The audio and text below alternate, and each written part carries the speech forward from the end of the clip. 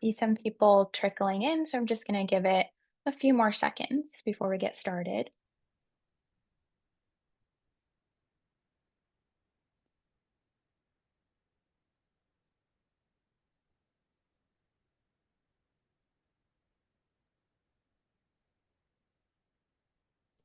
Okay, I think we can go ahead and get started. So, welcome everyone. Thank you for coming. I'd like to welcome you to ALD Connect's webinar that's titled Grief 101 Updates, Hard Truths, and Myths. And before we get started, just really quickly read our disclaimer. Welcome to ALD Connect's webinar on grief. This webinar is for informational purposes only. The webinar is not intended to be a substitute for professional medical advice, diagnosis, or treatment. If you or a family member are ill or suspect that you or a family member are ill, seek professional medical attention immediately. ALD Connect does not recommend or endorse any specific physicians, treatments, procedures, or products, even though they may be mentioned on this webinar. So it's my pleasure today to introduce Dr. Judith McCoyd. Judy is an associate professor and associate director of doctoral programs at Rutgers University School of Social Work, and her research lies at the intersection of healthcare, medical technologies, decision-making, and bereavement. Dr. McCoyd has extensive practical experience in end-of-life care at both ends of life. And she's focused on the experiences of perinatal loss, loss of a child, and hospice. Her book on grief and loss across the lifespan helps clinicians understand how each person's grief is truly unique, bounded by age, developmental context, the relationship to who and what was lost, cultural norms, circumstances of the loss, and the supportive environment around the griever. She is a licensed clinical social worker who maintains a small clinical practice and teaches in the master's, Ph.D., and social work programs. And on a personal note, I met Dr. McCoyd as a part of my master's program at Rutgers. Um, she taught a loss across the lifespan course for the social work and genetic counseling graduate students, which I found to be very meaningful and very helpful as a genetic counseling student.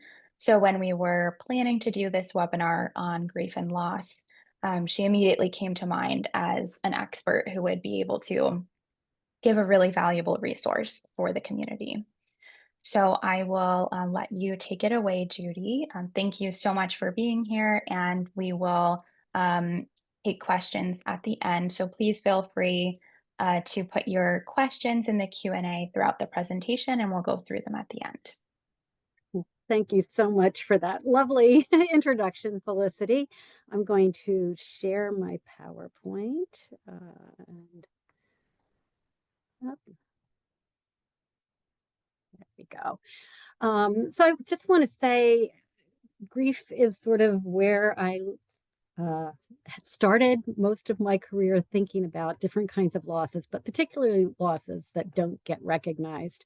And this updates is to try and give you some sense of some of the ways that grief theory has been evolving. Hard truths are what people live in terms of our experiences with loss, and the myths that are out there. We'll go through in a minute, but in talking about today's webinar, I really want to say, first of all, that if this touches a place that's really hard for you, please take care of yourself doing this. If you miss a couple minutes or if you decide to watch the recording later on, all of that is fine. Get yourself a cold drink if you're worked up and see if that helps.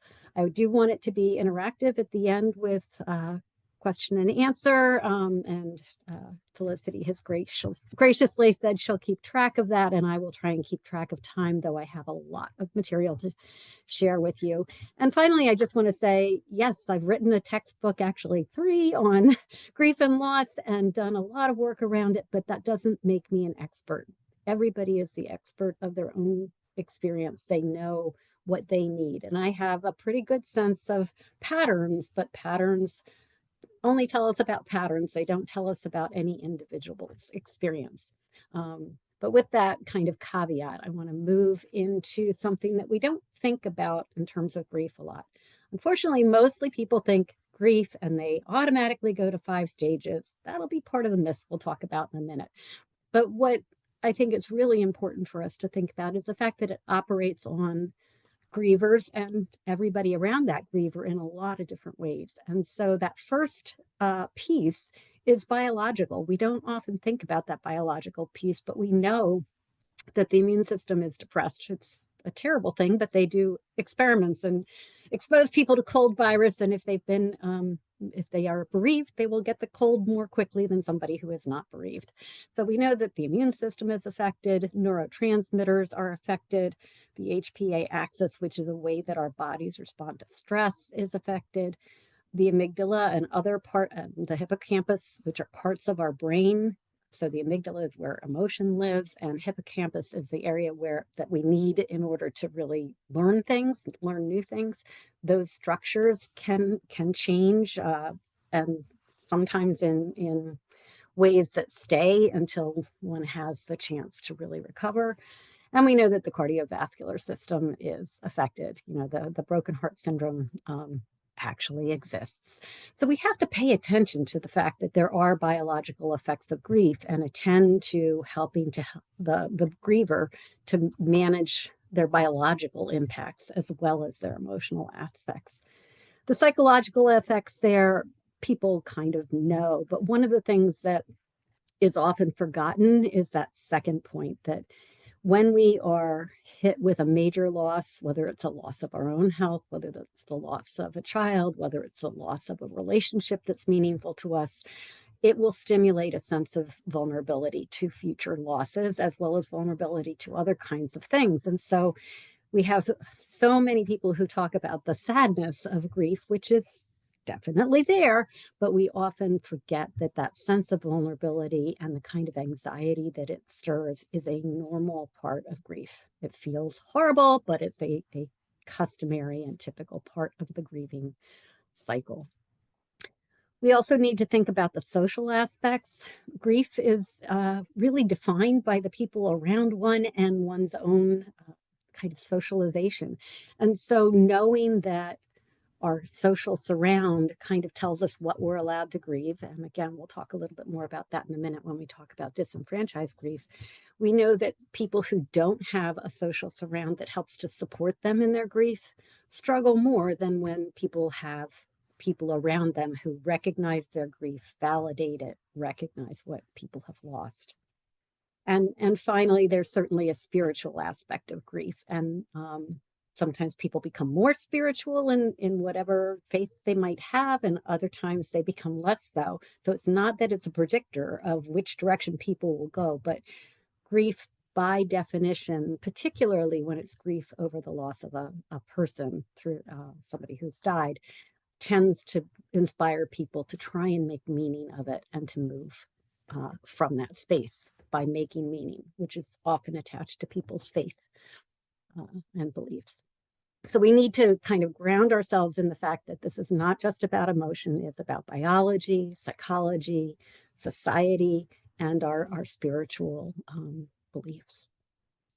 I think a couple of hard truths about grief. The world tends to be kind of frightened by grief, and when the world is a little bit stirred up, as it is at this point in time, that those fears are amplified. And when there's a grief experience, whether that's, again, loss of a relationship, loss of a job, or a loss of one's health, or the loss of a child or someone we love, any of those are going to be amplified. And that high level of anxiety and pain is often quite frightening for people. And what it really does is tell us, we humans who love to think that we're in control, it reminds us we're not in control. That if we were in control, we wouldn't have any losses. We wouldn't have things that hurt us. And so when we have something that hurts us, it reminds us, we really don't have control of that.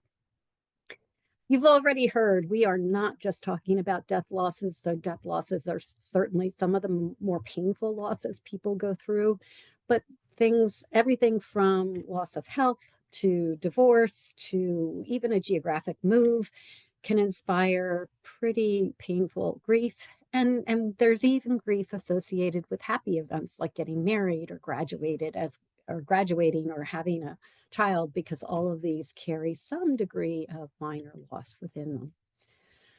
And I think the final hard truth that I'm putting out here for you to consider is that people often feel like they're not allowed to talk about how much it hurts. That's the part that becomes unspeakable.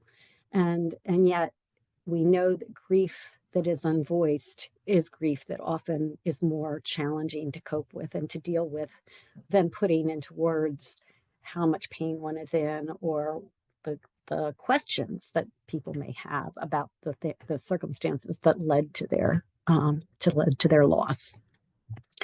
So I just want to start with a couple of premises. These are really from the textbook that Felicity talked about, but I really just want to make sure that my biases are clear, because I really do believe that all of life is about loss, and that loss doesn't have to be some horrible thing. Loss can be something like having a child and the wonderful things that go along with that, but the losses of the time for the partner relationship, or loss of free time, or loss of a sense of youngness and carefreeness.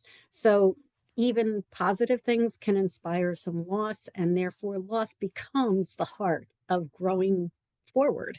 So sometimes our losses force us to grow, and sometimes our growth forces us to encounter some losses.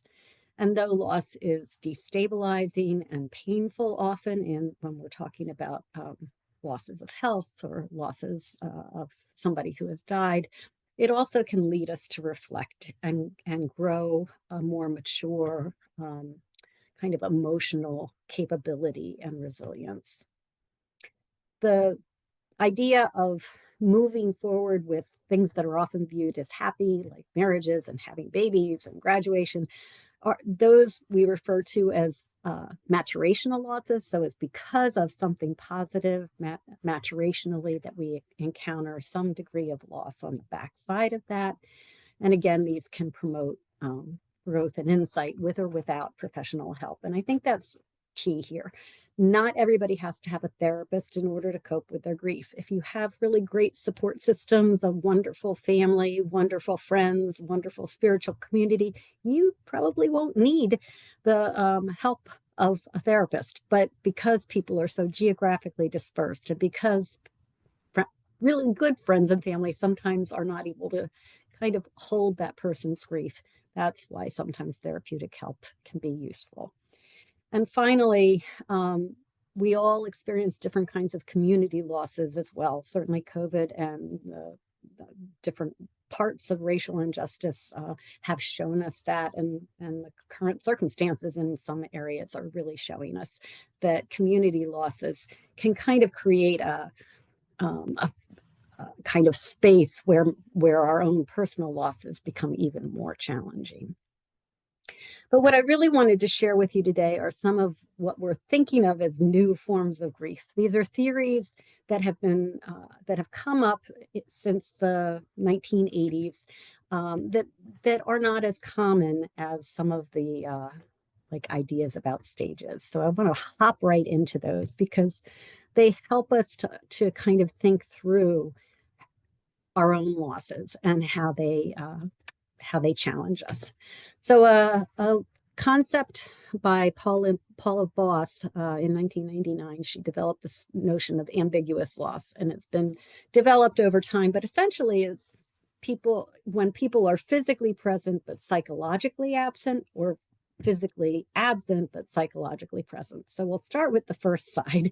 Physically present but psychologically absent means that that person is still there. The kind of common example of this is a person with Alzheimer's or a brain injury. But we may see this sometimes dealing with cerebral forms of ALD, that person is not thinking quite the same, maybe not feeling quite the same, maybe not recognizing quite the same as they had been before. And so they feel like a different person. You are losing that person in some ways because they are not engaging with you in the same ways that they had. That's considered an ambiguous loss because that person is still there, but they feel different. And that is experienced as a loss by itself. Oops, sorry. The other side of ambiguous loss, or sometimes called frozen grief, is when people are physically absent, psychologically present. And this is common when somebody has been kidnapped, or they're missing in action, or they're a hostage. But it also happens when people are in the hospital or in a nursing facility, and we can't quite get to them easily. And we know that ambiguous loss is one of the more challenging kinds of losses to deal with because it feels like one has lost that person, but people around one kind of say, oh, but they're still there. There they are right in front of you, in the case of the first physically present. Or, oh, you know, they're there at the nursing home. They're taking care of that person. And either of those doesn't help to acknowledge the level of loss that you, as the person who cares for that person, experience. Another form that people pretty much know, or at least have heard, is anticipatory grief. And believe it or not, this is a relatively new idea from the 1990s. But this is the idea that we know that we're about to experience a loss on some level, or we recognize that a loss is coming. But the flip side of that, I wouldn't say the flip side, an associated concept is preparatory grief. And so anticipatory grief sort of focuses on the idea I expect it to come, it's out there in the future, where preparatory grief is I expect it and I'm going to prepare myself. And the real trick here is that whether you anticipate it or whether you're actively preparing, nothing actually kind of gets you to the point where you experience the feeling of the actual loss until the loss happens. That said, there are things that we know we can do with anticipatory grief or preparatory grief. One is to quit thinking about hope as hope for a cure all the time. There's a tendency for medical providers and sometimes for ourselves to really think, oh, I have hope or I don't have hope, like it's a gift that we carry. And we like to, in therapeutic world, we like to sort of challenge people to quit thinking of it as one thing that one has or doesn't have and think instead of what type of hope. Is it hope for being able to have the physical capacity to be able to be in a wedding? Is it hope toward not having pain? What is that hope about? And what is it sort of toward instead of just thinking hope, have it or not? Another thing that is useful to be thinking about during preparatory grief, particularly, and anticipatory grief as well, is how does one typically cope? When one has been faced with a really hard challenge, what is the type of coping that has worked best? Do you work best with distraction and a little bit of attention to the grief itself? Or how do you manage that? Being able to talk about it a lot with and having multiple people that you'll be able to talk with the grief about, does that promote your coping or does that hinder your coping? People are different on that, and there's no one size fits all. And so being aware of one's coping style so that one can implement that coping style when the loss comes along is really an important piece. And finally, knowing that a lost experience is coming is an agonizing kind of thing because you both don't want it to come because you don't want that final loss. And yet there's that sense of, I can't stand the way this is going right now. I see this all the time in hospice, that we do everything we can to support families and to support the person who is dying and help them not have pain and a lot of suffering. And even with that, there is oftentimes just kind of periods of time where the caregivers and the survivors in the family just have a really hard time tolerating the way somebody is breathing or the way somebody is acting in different ways during their dying process. And so being able to prepare oneself seems to be a somewhat more useful approach than just plain anticipating it. I pointed toward this idea a minute ago.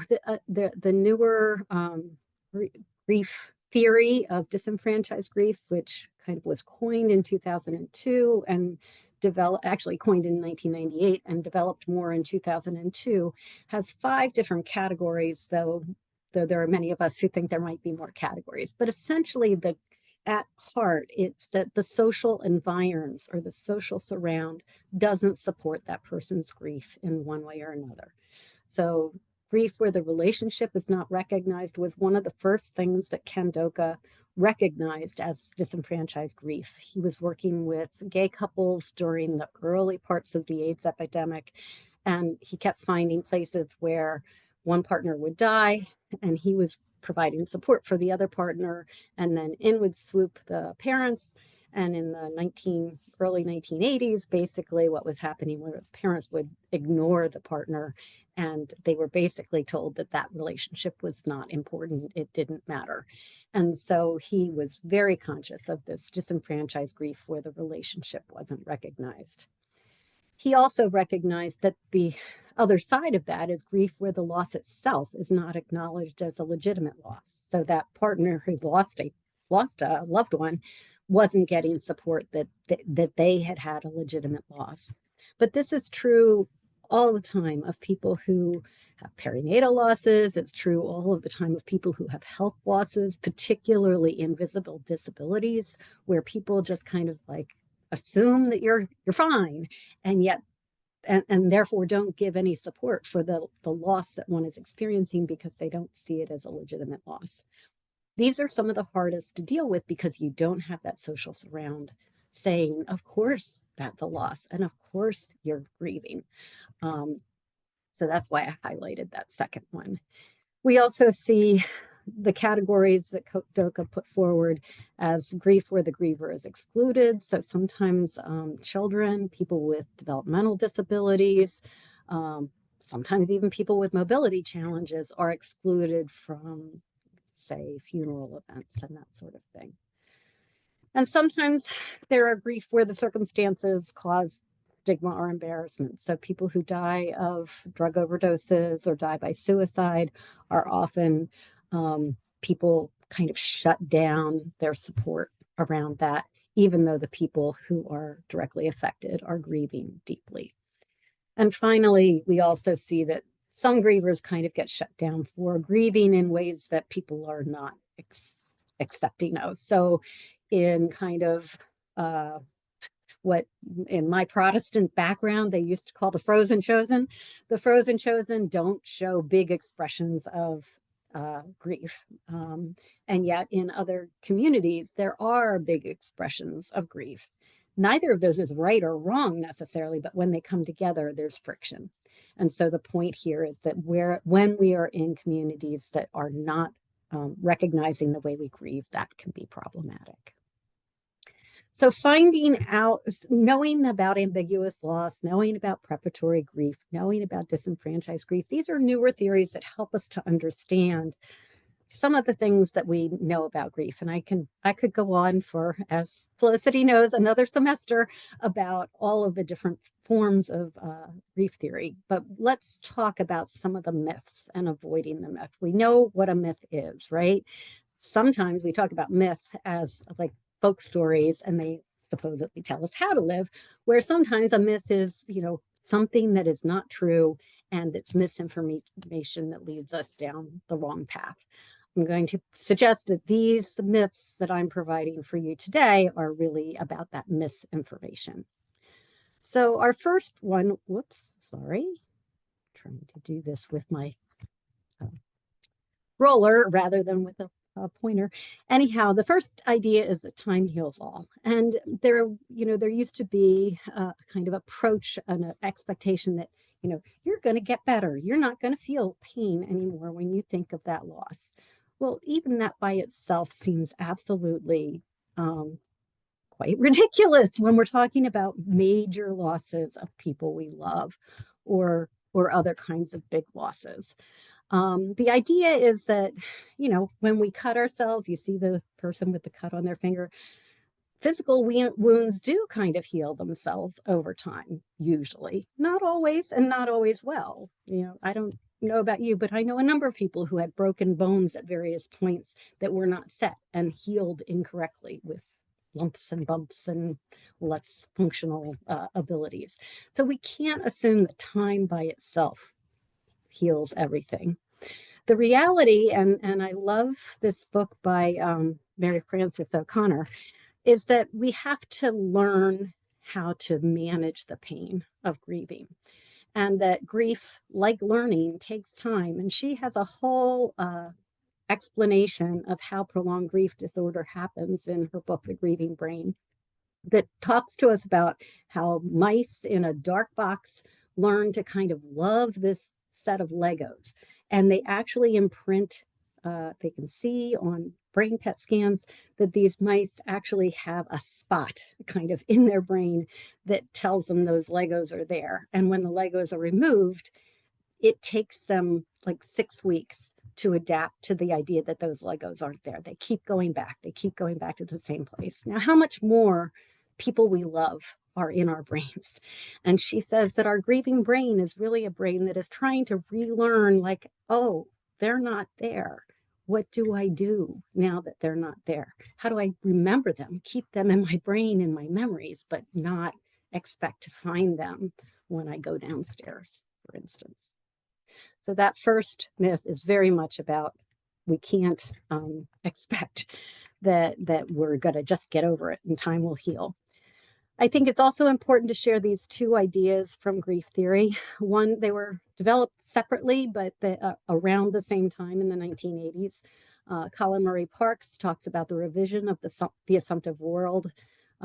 Attic talked about relearning the world around the same time. He has a newer book called that since 2015. But essentially, this is the idea that we do have to relearn the assumptions of our world. We assume that the people in our household that we leave in the morning will be there when we come home at night. Or we assume that the person that we have always interacted with in a certain way will continue to interact in that way and not have some kind of cognitive impairment or other sorts of impairment.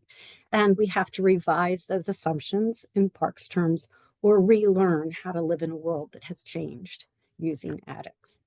So these are theories that help us to understand the biology that Mary Frances O'Connor tells us about, and that remind us that it truly is a myth that time heals all. Now, it's true that time does help, but it doesn't heal all.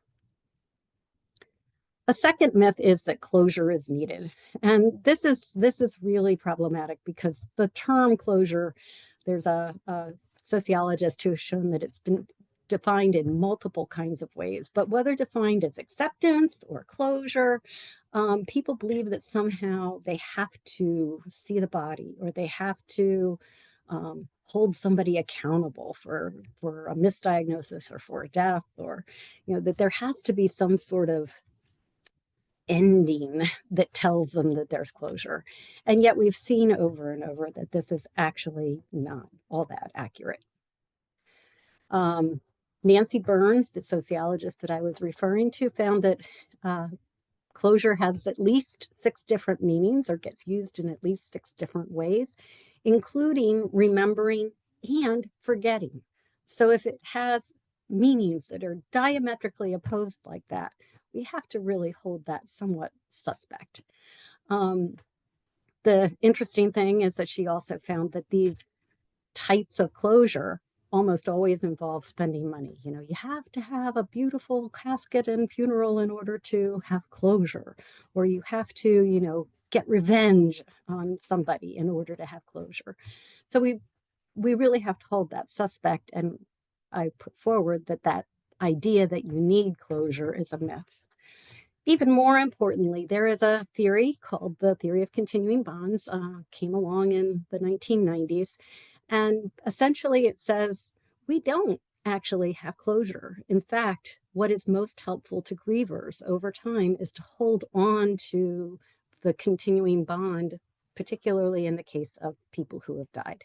We remember them. We don't let go. We don't forget. We hold on to a changed connection to those people that we've loved.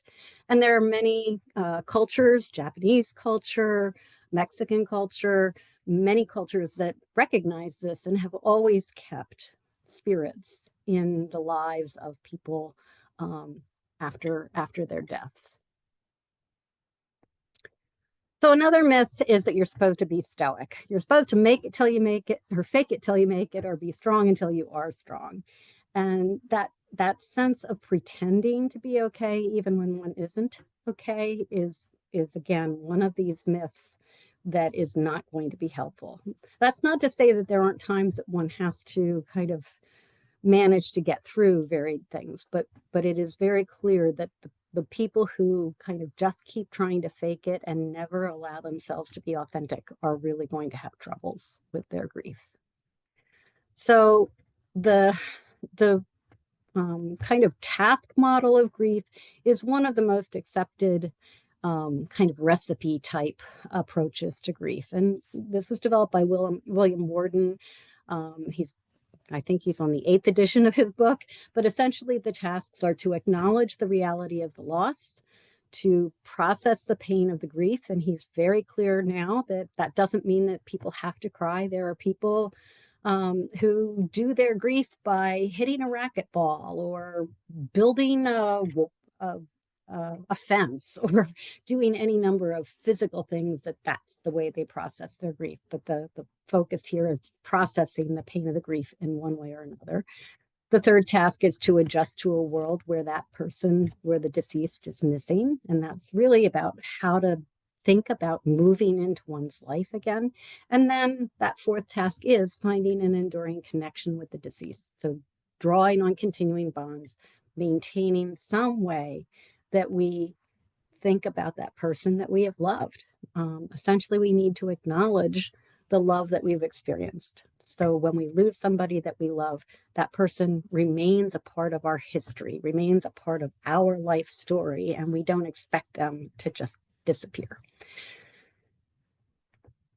It's really, I think, one of the more important, though very simplistic kinds of processes that have come along and that grief theory has talked with us about is this dual process theory. And you see this little, what they call the oscillation. So this movement from loss orientation to restoration orientation. And this is important because sometimes people think that in order to do their grief work, they have to stay focused only on the grief. And what Strobe and Shute have shown us is that actually, no, that's really not right. People need to focus on their grief, but they also have to move into restoration orientation and think about, what does my life look like in 6 months from now or a year from now? How do I hold that deceased person, or the fact that my health has changed in some way? How do I hold on to acknowledging that loss, but also look toward how do I continue to live with those circumstances? And that the oscillation is what shows us that people are moving through their grief process, because they're moving most often from more time in loss orientation to more sustained time in restoration orientation over a period of time. We worry the most about the people who are just like, I'm all in, everything's fine, I'm okay. It doesn't happen all that often. But if people are all in restoration orientation, then our job, particularly in therapeutic kinds of worlds, is to help people touch their loss and be able to do both. Because at the beginning, particularly, people have to be able to touch both loss orientation and restoration orientation. A fourth myth is that somehow we're supposed to grieve alone, especially in embarrassing kinds of losses. So particularly as one loses one's health in one way or another, that's often felt as an embarrassing type of loss.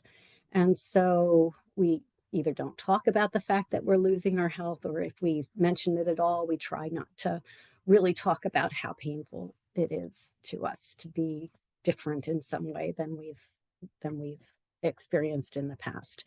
And yet we know that whenever we keep ourselves silenced, whenever we basically keep a secret, we are creating a sense of shame within ourselves and really not sharing the whole story with the people who might be able to be supportive around us.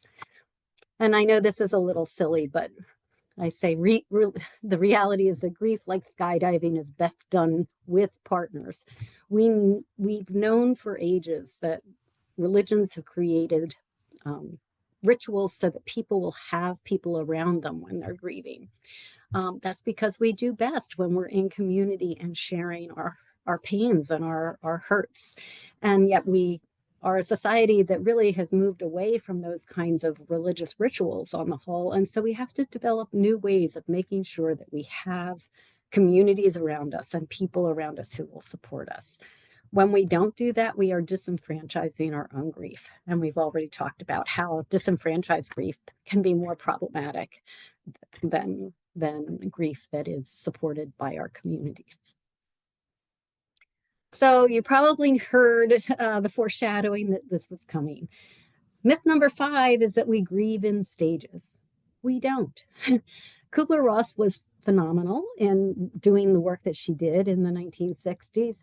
But what people don't understand is that what she was doing was talking to people with life-threatening illness about how much they understood that they had a life-threatening illness. And what she found is that most people did know, even though at the time doctors did not share that with them.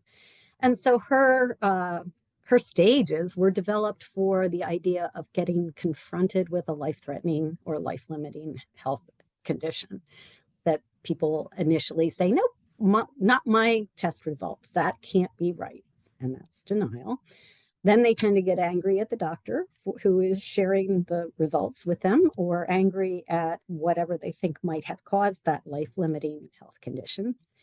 And then they bargain, I will eat kale every day if I can stay alive. That's something that doesn't even make sense within the context of grief, because if the loss has already been acknowledged because denial is past, there's nothing to bargain about. So we're not really clear how her stages got applied to grief, but they really don't fit. And every study that has looked at this has found that these do not apply to grief. They do apply sometimes for some people when they are being diagnosed with a life-threatening illness, but they don't apply to grief. Certainly depression is part of grief, but depression as here was really meant to imply people coming to some kind of resolution to the idea that they had a life-limiting illness or condition, and that they finally, many of the people that Kubler-Ross studied did get to a place where they accepted that they were going to die. They recognized that they had a terminal illness. But this idea of acceptance, just like closure, really doesn't apply in grief. We don't ever, when we've lost somebody we truly love, particularly people who have lost a child, you never say, oh, I accept that that happened. That's just a ridiculous idea. What we do is recognize, of course, that this is a reality. My child has died, but that doesn't mean that we go, oh, we accept that. What we do often is struggle deeply until we can find ways of continuing to live our life, often with ways of memorializing our child and keeping their memory alive. So don't believe that we grieve in stages. The reality, indeed, and Felicity sort of foreshadowed this, is that each person's grief is like a fingerprint in many ways. Grief does tend to have the vulnerability and anxiety mixed up in it, but it doesn't go in stages. It is very, very much grounded in the kind of grieving that our communities do, whether that's through kind of religious perspectives or through tribal connections, or whatever our cultural surround is. It often tells us what's going to be most helpful to us with our grieving. And that differs by where we live, by how old we are, by what type of loss that we've had. And so one of the things that I want to put forward here is that not only is everybody's grief in many ways like a fingerprint, but that fingerprint is really so bounded by our cultural surround, by our age, by our developmental stage, and by the nature of the relationship of what we lost, whether that's a person, a job, a community, whatever. But each person's grief is very distinctive. And Robert Niemeyer is sort of a guru of grief theory. He headed up the American Psychological Association for many years, and he wrote a book in 2001 called Meaning Reconstruction and the Experience of Loss, where he put forward that really what has to happen for those of us who have some significant loss, particularly a death loss, is that we have to figure out how to make meaning out of it. And so sometimes that's as straightforward as, well, cells, start at the very beginning with a different set of genetic components. And as they continue to divide, our bodies are affected by the way those genetic components do or don't make it into typical kinds of patterns. And so if we make meaning in that kind of scientific way, that might help us stay pretty logical. It doesn't take away the pain, but sometimes that logic helps us get to a different place. Many times it just feels like, oh my gosh, the world is out of control and I've lost this person I love so much, or I've lost my health in a way that I am really having a hard time getting my head around. And we have to keep re-looking at why we think this has happened, sometimes in rational kind of scientific ways, and sometimes in ways that are connected to sort of what sometimes people would call magical thinking, like I think I did something wrong and this is why this happened to me. We keep going through different ideas about meaning making until we find one that really fits our thinking. And what we hope from a therapeutic point of view is that that meaning making is something that is functional, that helps us move into a reconstruction of new relationships, a new way of thinking about ourselves, our relationships, continuing bonds, and that this allows us to then develop ourselves as a new person. And sometimes that new identity means, I'm a mother who lost a son, or I'm a motherless daughter, or I'm some identity that has changed, but with the context, hopefully, of, and I am reconstructing my life to fit that new identity in some way, not happily, but because I must. And so that's where we get to that last form of meaning making, where once we've kind of gotten our minds around, particularly around a death loss, we find ways of building the legacy and memory of that person we've loved. And so we see this a lot with parents who have lost a child, that they'll have they'll create a scholarship in that child's name, or they'll develop a foundation. We know Alex's Lemonade for pediatric cancers. So these kinds of legacies and memory building are often part of the way people make meaning. So I want to just talk quickly about promoting growth and resilience after loss. We've talked about from the beginning about how there are biopsychosocial, spiritual effects of loss. And given that, we need to really take care of people's bodies, of people's networks, of all of these things. And so these are several ideas that we can use to promote growth and resilience. And the first is really about making sure we have natural support networks. Sometimes that's our family, sometimes it's our family of kinship, so families that we have drawn in, our friends, our what sociologists call fictive kin. Sometimes it's that we don't have many good support networks, and so we develop networks like the ALD support network. Finding people who have similar experiences is another great way of building natural support networks. We want to make sure that we have people who validate our losses and help us reframe toward resiliency by asking questions to help us begin to make meaning and reflect. Certainly, if we are people who have a spiritual faith that is meaningful to us, we should be reaching out to the people in that spiritual community and to those spiritual leaders that will help us in those kinds of ways and in those kinds of spaces. Thinking about legacy can be one of the most creative things that we can do during a time that we tend not to feel real creative. We tend to feel pretty overwhelmed and sad. And at the point where we can start to think about, how do I keep the memory of that person alive? Or how do I keep the memory of my healthy self alive? Those can challenge us to come up with new creative ideas, and that helps lead the way toward restoration. On a real practical front, trying to make sure that we prioritize the things that are important to us. without overextending ourselves, because our energy will be diminished during a time of active grieving. And trying to find those things that we remain grateful for in that time is generally pretty important. And that final point is really about how do we take care of what I often think of as the infrastructure, our bodies. We can't cope well if our bodies are falling apart.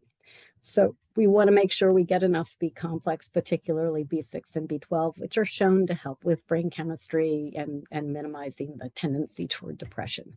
We want to get our omega-3s, a little bit of fish oil or a good big piece of salmon. Those are things that help us make sure that we've got the building blocks that help to create serotonin. But the real typical things, getting outside, exercising, trying to get enough sleep, and tending to our sleep patterns and not using substances of any sort to try and sleep, but to really build good sleep patterns that help us sleep. And getting out in the sunshine first thing in the morning so that we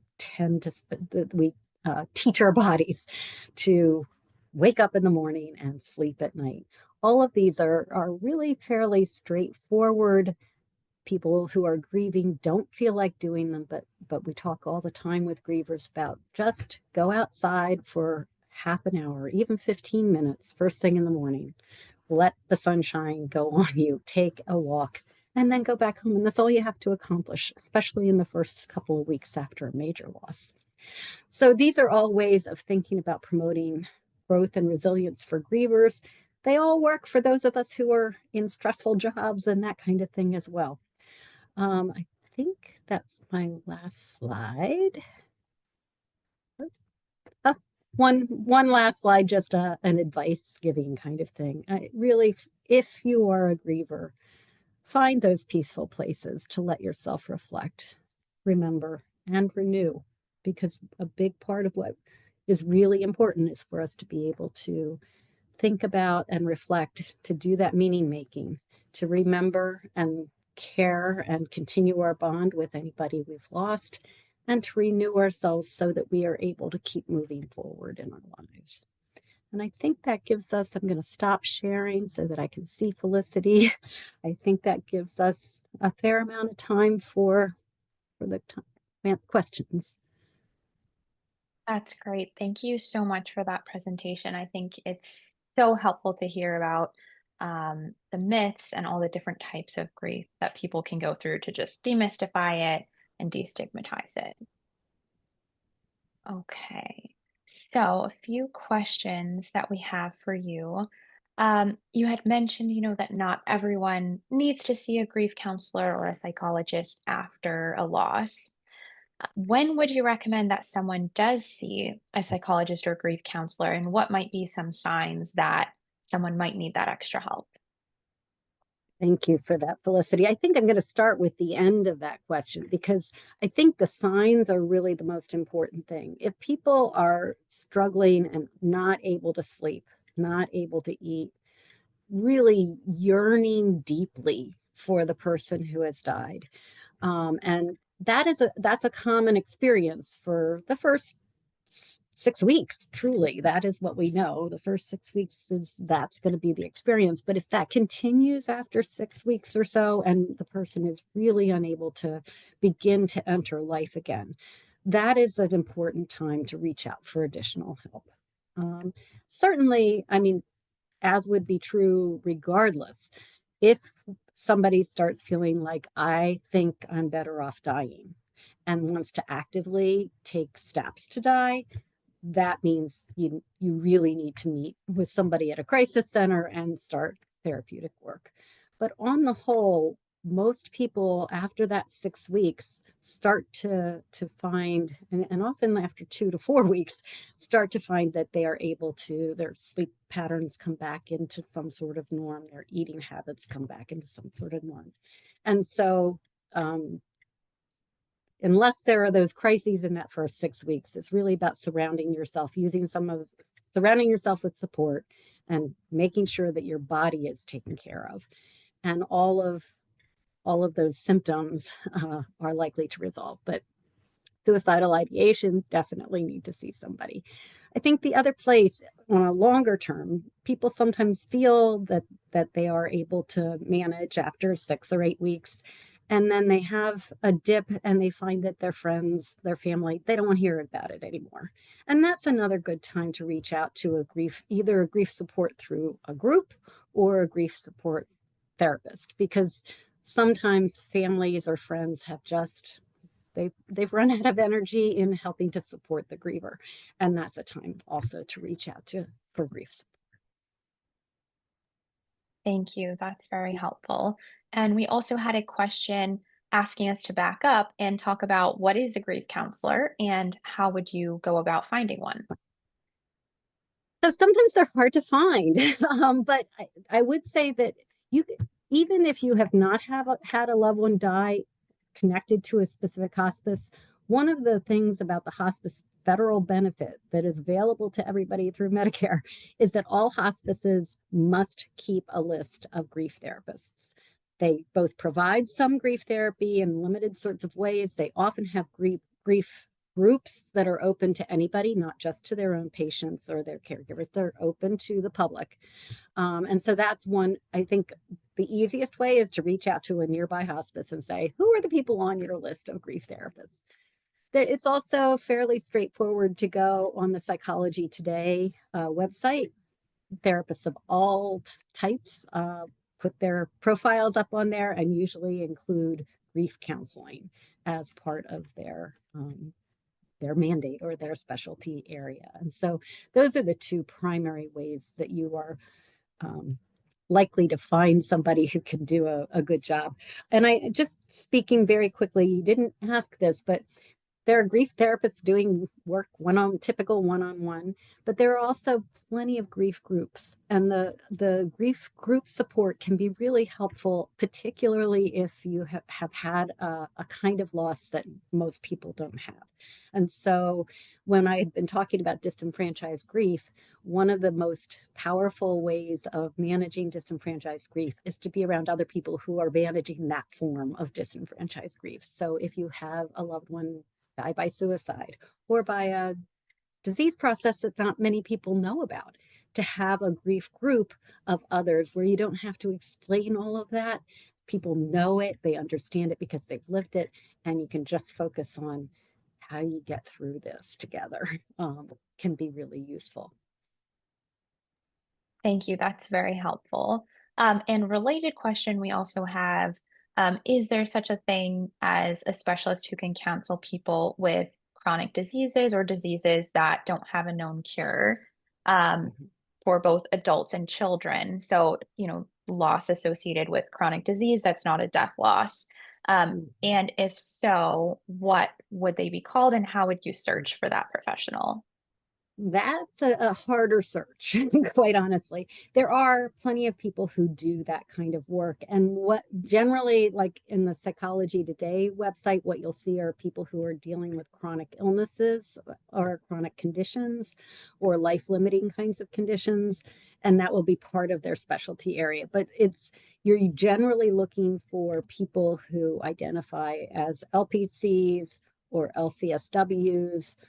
So licensed professional counselors or licensed clinical social workers or psychologists who make health issues part of their practice. And there are many of us. I would put myself in that category because once you've spent time working in a hospital and recognize the tremendous number of losses people have that are disenfranchised because people don't understand that, even a person who has, say, peripheral neuropathy, nobody can see it, but their lives are deeply affected. And so anybody who's worked in healthcare understands the way that affects people's ability to function in the way they feel like themselves or really don't feel like themselves. And so when you look for people who have specialties in health conditions generally, you are generally going to find somebody who knows how to do that work. Right.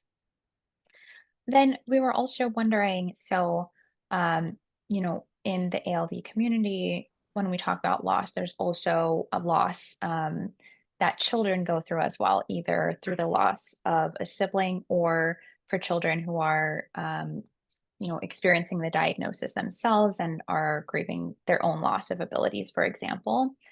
And Mhm. so, what strategies would you recommend for helping kids navigate their grief?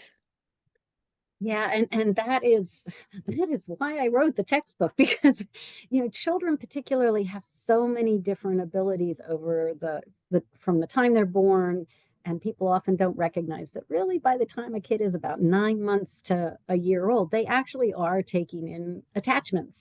And so from the time a child is, say, around 1 until they're 16, their developmental abilities change so drastically. So this question is so housed in how old is that child? But I think there are strategies that incorporate recognizing where that child is developmentally, allowing them to talk, because that's the thing that we do worst across childhood. We often think we're protecting a child. So let's go to the one example you gave. Say a child has died, but the sibling is still living. There's a tendency to say things to the surviving child like, "Oh, don't worry, he just got sick and died." And for say an elementary school child, what they're going to hear is, "Oh, I get sick all the time. Does that mean I'm next to die?" But they're not going to ask you because they want to protect you because they know you as the parent or older sibling are grieving. And so they won't ask. And so they live with this sense of like, am I next? And so we want to always keep communication open, even when we think that that child is too young to understand, or even when we think we've provided some kind of developmentally appropriate um, explanation. But I really think that the main way we help children is to help them understand within a developmental uh, context what their health is looking like and what that means for them. Not that we have to go far out on the prognosis front, but we can help them. We can help acknowledge that it's hard to be the kid in school that doesn't fit in quite or doesn't get to have the same sorts of experiences. And if it's a sibling loss, then really helping that sibling understand, yes, Jimmy died, and this is why, and it's a different kind of sickness than the kinds of sicknesses you get when you get a cold or a bellyache or that kind of thing. Just helping to really have open communication is key. Mhm. That makes sense. Um, and also, we were wondering with these types of losses, for example, a sibling loss, that's something that really impacts the entire family, the parents, the children, the extended family. How can, for example, parents go about balancing their own grief and their need to Mhm. process that with supporting their living children and others in the family? Yeah, it's a great question. And I think one of those really hard spaces. And so what we often advise families in this situation to do is for the parents to really do a lot of support for one another and also try and bring in another adult who isn't quite as affected, who can kind of do some of the background helping to keep the family routines straight.